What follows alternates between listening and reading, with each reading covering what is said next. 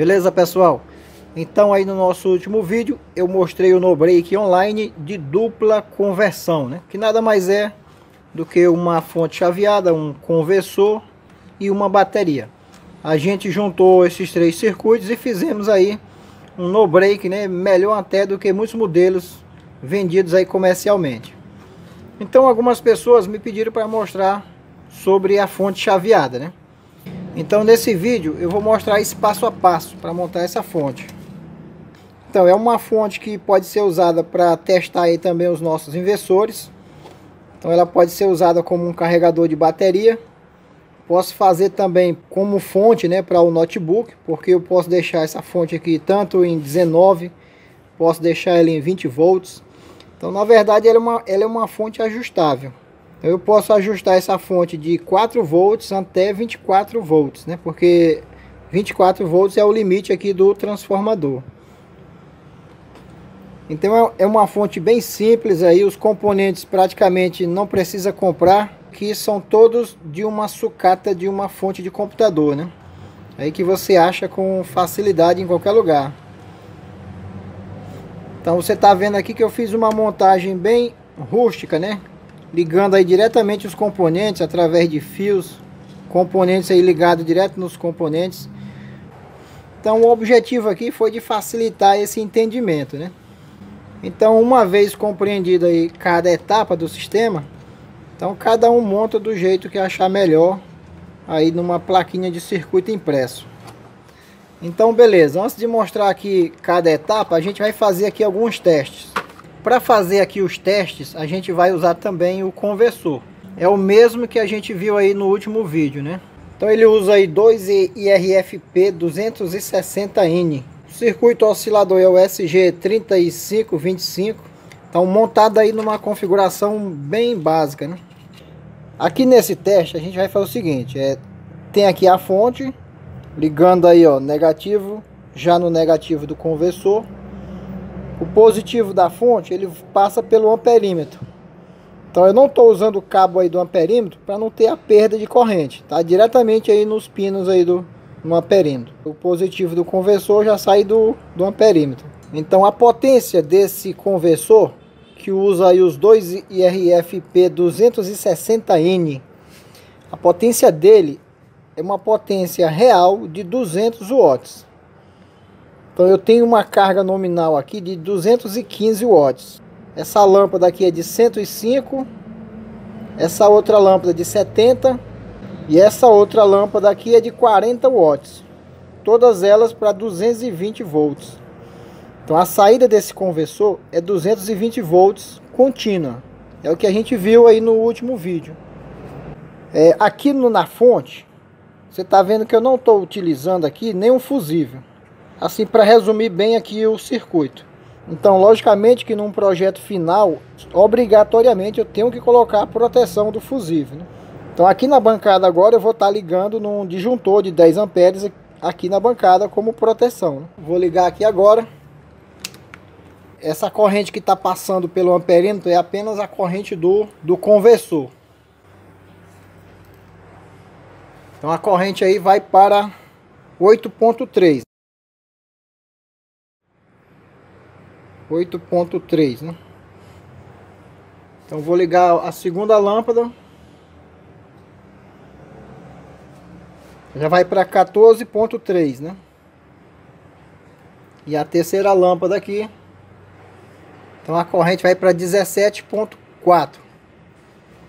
Então essa fonte, ela tem uma corrente máxima de 20 amperes. Então se você utilizar ela com o cooler, tanto na fonte como no conversor, né? Isso na montagem do no-break, né? Obrigatoriamente tem que se usar o cooler para fazer essa refrigeração, né? Então nesse outro teste agora, eu vou estar medindo aqui a tensão aqui na saída da fonte. Então a gente vai ver que mesmo com a carga máxima, ela se mantém aí praticamente estabilizada, né? Ela vai cair muito pouco a tensão aqui na saída. Então vou ligar aqui a fonte. Deixa eu desligar aqui a lâmpada. Marcando aí 14.06, né? Então vou ligar a primeira lâmpada. Cai aí para 13,9. Então a segunda lâmpada 13,94. E agora 13,94, né? Então caiu muito pouco aqui. Então praticamente a voltagem aí não cai, né? Aqui agora eu vou fazer um teste de carga da bateria, né? A gente viu aí no último vídeo algumas perguntas sobre o No Break Online, se poderia ficar constantemente carregando a bateria, né? Então a gente vai ver que não tem problema, porque a fonte chaveada é uma fonte inteligente. Ela só vai mandar o que a bateria precisar. Então a gente vai fazer agora esse teste. Eu vou descarregar aqui a bateria um pouco. Vou usar essa lâmpada para descarregar aqui um pouco a bateria, né?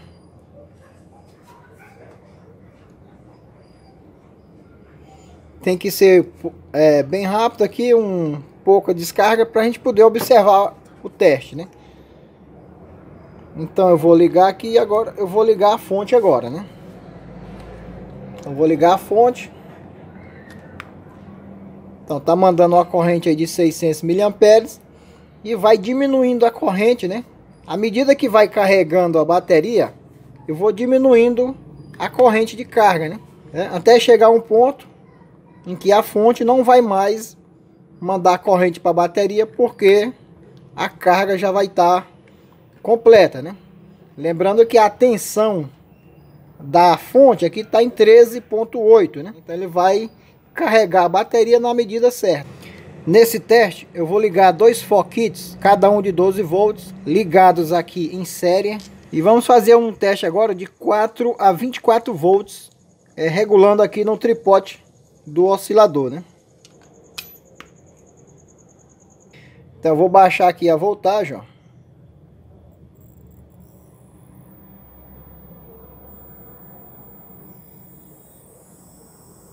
Ele chega aí a 3,5 com o brilho aqui da lâmpada. Agora eu vou subir novamente, ó.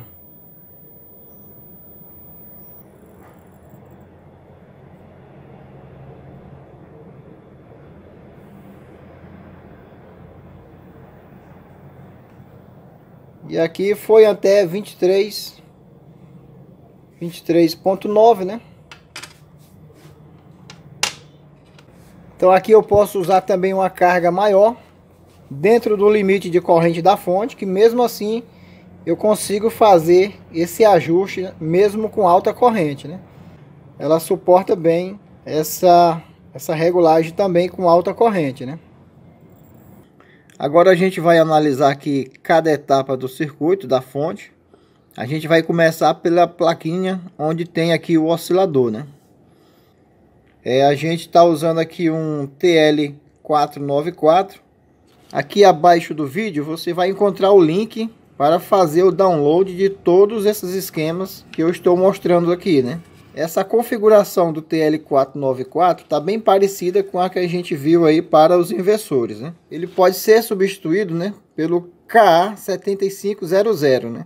O pino 1, ele recebe, através desse resistor de 22K, ele recebe uma amostra da tensão da saída, né? Então aqui é a segunda etapa aqui do circuito, né? Que a gente vai analisar depois. Então aqui é a minha saída da tensão positiva, né? Então aqui na saída eu vou ter dois pontos de referência, o ponto A, o ponto B. O pino 1 ele vai receber uma amostra da tensão de saída, né? Que eu marquei aqui como ponto B para a gente se orientar melhor. Então desse ponto aqui vem aqui uma amostra, tá aqui do ponto B, né? Através de um resistor de 22K vem aqui uma amostra para o pino 1, né? E esse mesmo pino 1, ele vai ter um potenciômetro ou um tripote, né? Aqui para o aterramento. Então aqui você também pode, logicamente, colocar um resistor fixo, já calculado de acordo com a tensão da saída, né? Para ficar de uma forma definitiva a tensão fixada na saída. Certo, então o pino 2, ele vem um resistor para o negativo. Tá aqui o valor do resistor, 4,7K. E esse mesmo pino 2 também tem um resistor de 4,7K para o pino 15. E aí o pino 15 está junto com o 13 e com o pino 14, né? Então, do pino 2 também, eu tenho mais um resistor que vem em série com o capacitor até o pino 3. Do 2 para o 3, eu não consigo medir resistência, porque eu tenho um capacitor aqui em série, né? Então, um resistor 33K e temos o capacitor cerâmico de 10 nanofarad, que você vai achar escrito lá 103. Então, o pino 4 ele está ligado no negativo, né? O pino 7 também é ligado no negativo. O 9 e o 10 também são ligados no negativo. E o pino também ligado no negativo, né? Então, aqui no pino 5 e 6, nós temos aqui um capacitor e aqui um resistor. Então, o pino 5 e o 6, eles são responsáveis em gerar a frequência, né? Em gerar o clock, né? Aqui nesse circuito, nós vamos precisar de um clock aproximadamente de 30 kHz. Então, esse capacitor do pino 5, ele vai ser de poliéster. Então, nesse caso aqui, ó, para 30 kHz, nós temos aqui no pino 5 um capacitor de 1 nanofarad. Então, eu coloquei aqui 102 porque é o que fica escrito lá no corpo do componente, né? 102, né? E o resistor de 18K, né? Marrom, cinza, laranja. Eu coloquei aqui o seguinte, né? No caso, às vezes você não encontra o resistor de 18K. Então, no lugar desse resistor, você pode usar um de 15K. Só que aí a frequência aumenta mais um pouco. Ao invés dos 30 kHz, ele vai para os 35 kHz. Mas não tem problema, né? A frequência dessa fonte, ela vai funcionar em torno aí dos 30 a 35, 36 kHz, não tem problema. Eu coloquei mais duas opções, porque às vezes você tem dificuldade de encontrar o capacitor de 1 nanofarad. Então, se você tiver o capacitor de 2,2, né? Nesse caso, o resistor será de 6,8K. Então, aqui, né? Se no pino 5 você usar o 2,2 nanofarad, aqui no pino 6 você vai usar o resistor de 6,8K, né? E assim você vai ter uma frequência aproximadamente aqui dos 30 kHz. A outra opção que eu posso fazer é no pino 5 usar também o capacitor de 4,7 nanofarad. Você vai ver lá no corpo dele escrito 472. Nesse caso, o resistor do pino 6 será 3,3K, né? Lembrando que todos esses capacitores, a recomendação é que seja de poliéster, né? Eles são bem mais fiéis no valor que eles estão indicando aqui na sua referência, né? Então, como aqui eu vou gerar o clock do sistema, né? Eu preciso de um valor bem confiável, né? Certo, então temos aqui o pino 8 e o pino 11.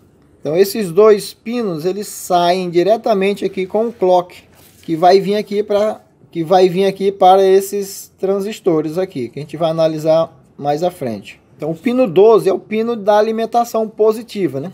Então, ele vai receber aqui a alimentação do ponto A, né? Então tá aqui, o pino 12, ele vai receber a alimentação aqui já da saída, né, do diodo, né? Que vem aqui, ó. Então na plaquinha ele passa aqui por um diodo, né? Tem aqui essas duas opções, esse diodo aqui tem várias opções, né? Então coloquei duas opções aqui para esse diodo. Esse diodo aqui também é ultra fast, não pode ser usado o diodo comum nessa etapa, né? Então é um diodo muito simples de encontrar em qualquer sucata de fonte, né? Temos aqui o capacitor 47 microfarad por 50 volts. Posso usar também por 35 volts, né? Ele é eletrolítico, no caso esse aqui, ó. Então essa alimentação positiva vem aqui para o pino 12. Então aqui vai sair eu coloquei aqui um fio amarelo que vem aqui para um resistor de 1,5K e depois um diodo IN4148.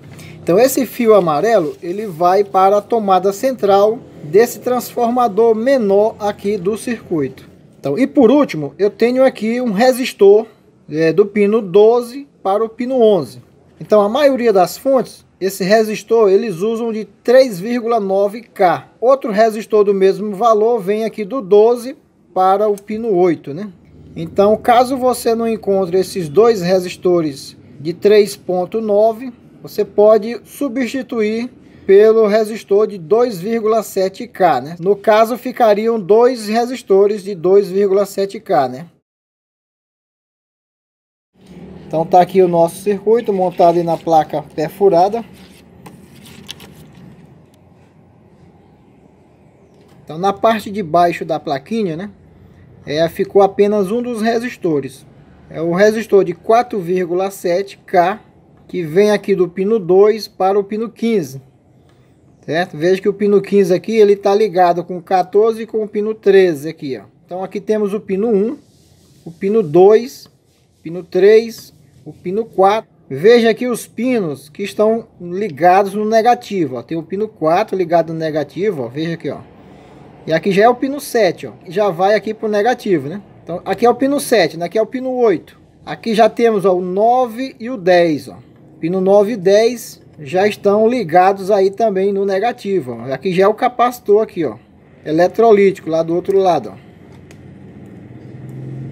Então temos aqui o outro pino, é o 16, ó. Aqui é o pino 16 e também é ligado no negativo, ó. Aqui é o pino 5, que tem um capacitor lá do outro lado, né? E o pino 6, que vai o resistor aqui para o negativo. O pino 11 é onde sai um dos clock, no fio verde. O pino 12 é o pino que recebe a alimentação positiva, né? Então uma plaquinha bem simples de fazer a montagem, né? Aqui eu já deixei os fios nas mesmas cores que estão lá no esquema eletrônico, justamente para ter essa facilidade do entendimento. Então aqui a gente tem o detalhamento da outra etapa aqui da fonte, né? Então veja aqui que nesses dois transistores, né, eu coloquei as cores verde, aqui eu coloquei a cor amarela, né? Aqui eu coloquei o vermelho, aí para ajudar mais aí no entendimento de cada etapa, né? Então o que eu vou mostrar agora é cada setor desses daqui montados de formas separadas. Esse esquema aí que a gente tá vendo, ele é um resumo de uma fonte AT. Essas fontes foram as primeiras a serem usadas aí para os computadores, né? Até para ligar essa fonte, você usava uma chave manual para fazer a função liga-desliga. Ela não tinha a opção standby, né? A tensão de 5 volts SB, né? Standby. Então a gente pode dizer que uma mudança básica dessa fonte antiga para essa fonte mais atual, né? Foi o incremento aí de uma outra fonte auxiliar, a fonte que usa esse outro transformador. Então na verdade aqui nós temos duas fontes, né? Temos a fonte principal, que gera as tensões de potência, né, de 12, de 5 e de 3 volts. E temos outra fonte auxiliar que gera a tensão de 5 volts standby, né, que usa esse fio roxo. Essa fonte auxiliar também, ela vai gerar também uma tensão de 12 volts, né. Eu vou pegar outra fonte aqui para mostrar melhor. Pegar aqui essa outra fonte, ó, que está mais completa. No caso das primeiras fontes, aqui você só tinha dois transistores aqui, né? Não existia esse outro aqui, ó. No caso dessa antiga aqui é porque já foi retirado os transistores. Mas aqui dá pra ver que só tinha dois transistores aqui, ó. Um aqui e outro aqui, ó. Então o que aconteceu foi o incremento de uma nova fonte. Então primeiramente começou se usando transistores também para fazer o chaveamento dessa fonte auxiliar. Mas atualmente você vê, no lugar desse transistor, você já vê aqui um MOSFET. Você vai ver dois transistores aqui e vai ver um MOSFET aqui. Esse MOSFET, no caso, responsável pelo chaveamento da fonte auxiliar. E mais atualmente ainda, no lugar desse MOSFET, no caso já se está usando muito também, um circuito integrado, né, de 8 pinos, no lugar desse MOSFET, né, porque no caso do circuito integrado, ele já é um circuito bem mais completo, né? E assim vai exigir menos componentes para fazer a fonte auxiliar. Certo? Como eu estava mostrando, ó, sempre esse primeiro transformador será o transformador da fonte auxiliar. Então, ó, temos aqui sempre um diodo maior. Então esse diodo é por onde sai a tensão de 5 volts que vem para o fio roxo, aquele fio roxo que eu estava mostrando, que é o 5 volts standby. Mas também, ó, ao lado dele tem também outro diodo. Então esse outro diodo, ele também é um diodo ultrafast, e é por onde sai a tensão de 12 volts. Então essa fonte auxiliar, ele não é apenas somente dos 5 volts não, ele também tem essa tensão de 12 volts, né? Se você pegar aqui um esquema de uma fonte, né, você vai ver, ó, que no caso aí desse transformador, né, ele vai ter aqui, ó, o pino central, aquele diodo maior que a gente acabou de ver, ó, ele vai para 5 volts SB, standby. E tem essa parte do diodo menor que sai aqui a tensão de 12 volts. Ela muitas vezes é usada aqui para vir para a tomada central desse outro transformador, né? Que no caso é esse transformador aqui do meio, né? Que aqui no nosso esquema, né, que a gente vai analisar, né, é esse transformador aqui, ó. Que no caso da fonte mais antiga é esse daqui, né? Então a fonte nova nada mais é do que essa fonte aqui acrescida de uma fonte auxiliar. Certo, então aqui nós temos a entrada 220 ou 127 volts, né? Então quando você vê a entrada de uma fonte, né, vai ter aqui o fusível, o outro lado vai ter o NTC, aí chega na ponte de diodo, né? Então para efeito de economia, a maioria das fontes não usam mais uma bobina. Então se você quiser usar o NTC, é uma segurança a mais. Mas no nosso caso aqui, a gente não está usando o NTC, ó.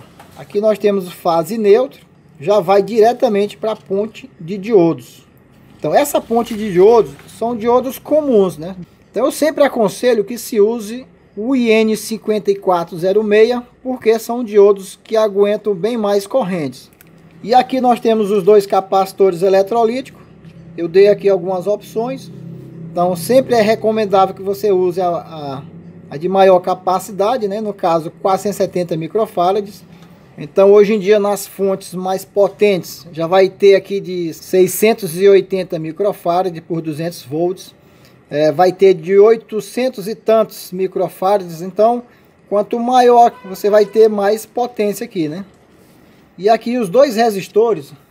Então a função desse resistor é descarregar o capacitor, né? Então algumas fontes usam de 150, essas fontes atuais geralmente usam 330K. No caso laranja, laranja, amarelo. Então essa etapa que a gente acabou de ver, então temos aqui fase neutro. Então temos aqui a ponte de diodos, os dois capacitores e os dois resistores, né? Tem que ter muita atenção para não confundir esse lado negativo com esse negativo aqui, né? É um circuito totalmente separado.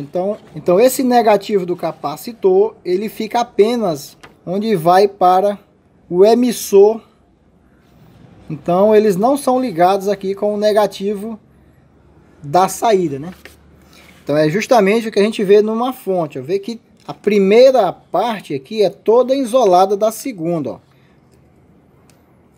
Então o negativo dessa etapa aqui não tem nada a ver com o negativo da etapa de baixa tensão, né? Certo, vamos analisar aqui o circuito chaveador, né? Da base para o coletor nós temos o resistor de 330K, né?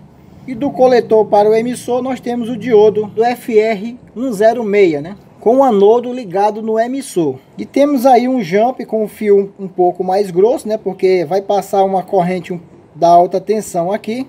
Então esse jump está ligando o emissor do primeiro para o coletor do segundo transistor. É justamente essa configuração aqui, né? Aqui a gente está usando o D304X. Ele é para 10 amperes. Então você vai encontrar muito nas fontes, né? O 13007, né? Então temos todas essas outras opções aqui, ó. E esses daqui são usados nas fontes mais potentes. No lugar desses transistores chaveadores, eu costumo usar também uns que eu encontro em monitores de tubo, né? Então, para quem tem muita sucata aí de monitores de tubo, você vai encontrar muito desses transistores aqui, ó. Então, aí como uma forma de estar recuperando algumas fontes, né? Nem sempre você vai ter dois iguais, né? Então você pode também misturar, né? Eu costumo usar às vezes um de 10 amperes junto com um de 8 amperes e não tem problema, né? Principalmente para fazer os carregadores de bateria, né? Que não vai exigir assim uma corrente tão alta. Para quando você for usar realmente para fazer o no break online, o ideal é que se use realmente esses de 10 amperes, né? Então vamos observar aqui o seguinte, nós temos aqui uma parte de alta tensão concentrada aqui nesse setor, né? Veja que aqui nós temos um transformador, que é o transformador menor. Então ele tem um isolamento, né? Veja que essa parte aqui já faz parte aqui da parte secundária da fonte, né? Enquanto a parte primária da fonte é a parte da alta tensão, né? Essa aqui é a parte primária, né? Então, desse transformador aqui, então aqui já tem um isolamento, aqui já é a parte secundária.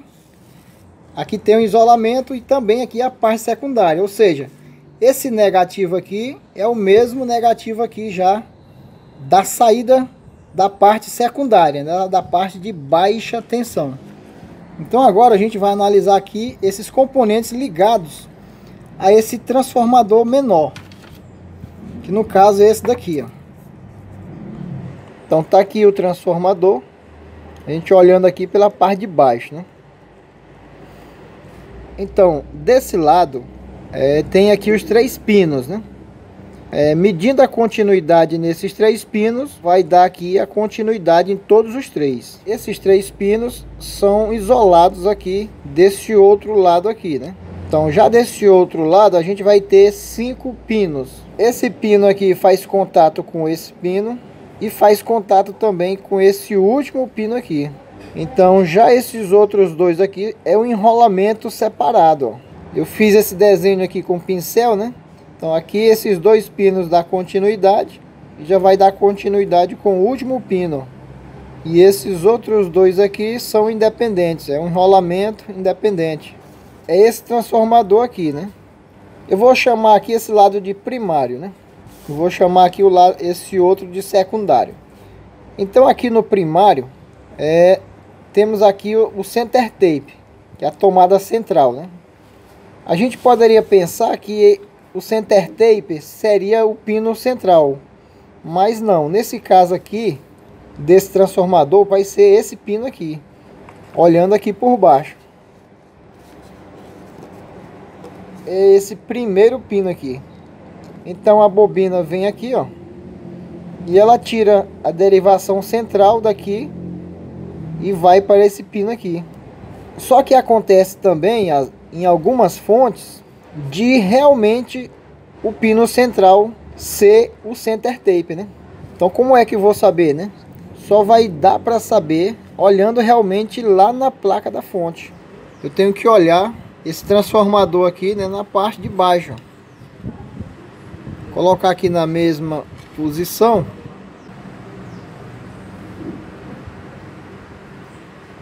Uma maneira prática para eu identificar aqui esse primário aqui. Então a maneira prática, olhando lá na fonte, esse pino aqui ele vai direto para o coletor do 945, né? E esse outro lado vai direto para o coletor do outro transistor 945. O pino restante é o pino da tomada central, ó. Para onde é que esse pino vai, né? Ele vai se encontrar com o catodo desse diodo, o IN4148. Então daqui ele vai seguir para uma alimentação de 12 volts, né? Só que nas fontes não vai estar desse jeito, né? Que aqui, esse daqui é o nosso circuito simplificado, né? Lá na fonte, ele vai se encontrar com alguma alimentação positiva lá da fonte, né? Então, observando bem aqui, dá para ver que esse pino, ele vem aqui para o coletor do transistor, né? Temos aqui, ó, base, coletor, emissor. E aqui temos o outro transistor, ó, base, coletor, emissor. Vê que os dois emissores estão juntos, né? Então esse outro pino aqui está indo direto aqui para o coletor do transistor. Então o pino restante é o center tape, né? Então daqui para cá, geralmente as fontes usam um resistor de 100 ohms. A gente não vai usar esse resistor. Então daqui para cá tem aquele resistor lá de 1,5, de 1,5K. A ordem não interessa, não. Primeiro aqui está vindo o resistor. Então aqui é que está vindo o diodo, ó. Esse aqui é o catodo e aqui é o anodo do diodo, do IN4148. E ele está vindo aqui diretamente na parte 12 volts, ó. Isso aqui é o outro transformador. Aqui já é os 12 volts do transformador da fonte auxiliar. Ó, se eu for olhar do outro lado, a gente vai ver um resistor ali de 100 ohms. Aí vai ver aqui outro resistor de 1,5K, né? Que é o marrom, verde e vermelho. Ele vai entrar ali no catodo do diodo. E o anodo do diodo, ele vai estar na fonte, né? Já vai estar ligado aqui. Então esse anodo aqui, ele está fazendo contato aqui, ó, com esse outro diodo aqui, ó, nessa parte 12 volts que sai da fonte auxiliar. Então, para eu identificar esse outro lado, também tem que ter bastante atenção, né? Então agora vamos identificar aqui do lado secundário, né? Então esse enrolamento aqui é igual a esse enrolamento aqui, né? A diferença é que esse daqui tem uma bobina a mais que vai para o transformador maior. Ele vai aqui para um dos lados desse transformador, né? Esse análise aqui vai exigir um pouco bem mais de atenção. Esse enrolamento aqui, com essa derivação aqui, é essa parte aqui, ó. Então temos aqui esse pino que vai para o transformador, né? Que no caso é esse pino aqui, ó, que vai para esse terminal do transformador maior. No caso a gente vai ver mais à frente, ó, ele vai vir aqui para esse pino do transformador de potência, ó. E esse outro enrolamento aqui vai ser esse enrolamento aqui, ó. Então, esse pino aqui vai vir para o diodo, que é esse daqui, ó.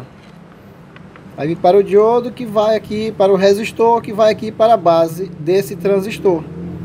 Então esse pino vai para o emissor. Esse pino de baixo aqui vai para o emissor. No caso é esse pino aqui, ó, que vai para o emissor. Então o enrolamento que sobra, que é esse aqui, ó. Esse pino vem para o emissor, que no caso é esse aqui, ó. Esse pino vai para o emissor e o outro pino vai para o diodo, que vai para a base aqui, ó. Que no caso é aqui, ó, que eu coloquei o desenho do diodo. Então, só que em outros modelos de fonte, essa pinagem já pode ser diferente, ó. Então, eu já encontrei outro transformador que a pinagem já é diferente da nossa, ó. Então, pode ser que encontre também o secundário dessa maneira, e aqui no primário a tomada central seja realmente o pino do centro, né? Então aqui do mesmo jeito, ó. Pode ser que encontre o secundário dessa maneira, e aqui a tomada central seja o pino do centro. Então esse pino aqui, ó, vai diretamente para o transformador, ó, transformador de potência. Esse pino, ó, dá para ver que ele vai diretamente para o emissor do transistor. Então, logicamente, esse outro é que vai para o diodo, né? Esse outro enrolamento aqui, ó, eu já vejo que esse pino aqui vai diretamente para o emissor. Então, já sei que o outro é que vai para o diodo, ó. Então, na fonte que você encontrar, basta fazer esse análise aqui para identificar a pinagem desse transformador. Então aqui a gente vai dar uma parada nesse primeiro vídeo para não ficar muito extenso, né? E no segundo vídeo a gente vai concluir esse projeto da nossa fonte chaveada. E também no próximo vídeo eu vou dar mais duas opções, caso você não queira montar esse circuito a partir do zero, né? Então tem duas opções mais práticas. Então, de qualquer forma, essa montagem do circuito completo facilita bastante para a questão de manutenção de fonte chaveada, né? Então nessa montagem você ganha uma prática que vai lhe permitir fazer uma melhor manutenção nas fontes chaveadas, né? Então eu peço aí que você deixe aí o seu ok. Se você ainda não for inscrito, né, inscreva-se aí no nosso canal e também divulgue aí os nossos vídeos, né, para que a gente possa crescer aí sempre mais com esse apoio de vocês. Um abraço e até o próximo vídeo.